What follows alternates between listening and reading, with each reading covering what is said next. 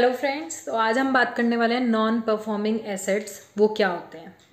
Banks बहुत loan देती है बिजनेसमैन को, इन्वेस्टर्स को, कि वो आगे फर्दर बिजनेस चलाएं अपना। ठीक है।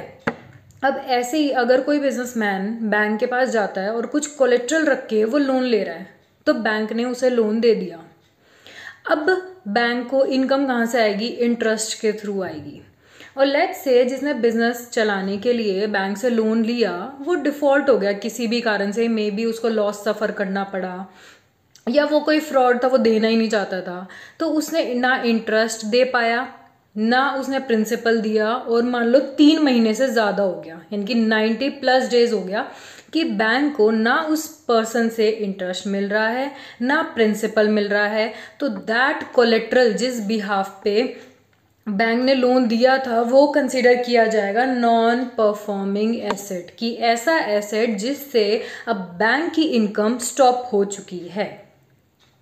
अब इसके होने से क्या होता है?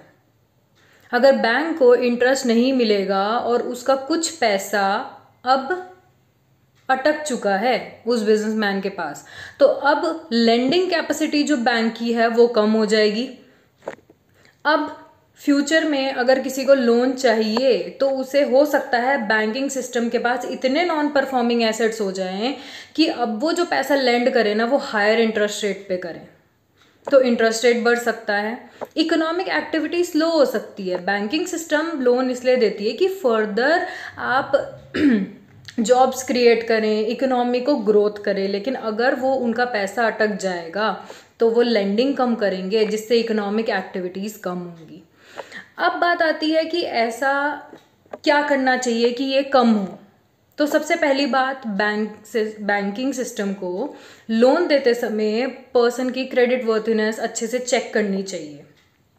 सेकेंडली, जब उन्होंने लोन दे दिया है तो उनको रेगुलर इंटरवल्स पे ये चेक करते रहना चाहिए कि उनका इंटरेस्ट आ रहा है या नहीं आ रहा। अगर उन्हें मान लो आपने 10 लाख पहले दे रखे हैं, अब उन्हें लग रहा है कि आप 2 लाख और देके उनके बिजनेस को सपोर्ट कर सकते हैं जिससे फ्यूचर में वो डिफॉल्ट ना करें, तो आप वो एक्शन भी ले सकते हो।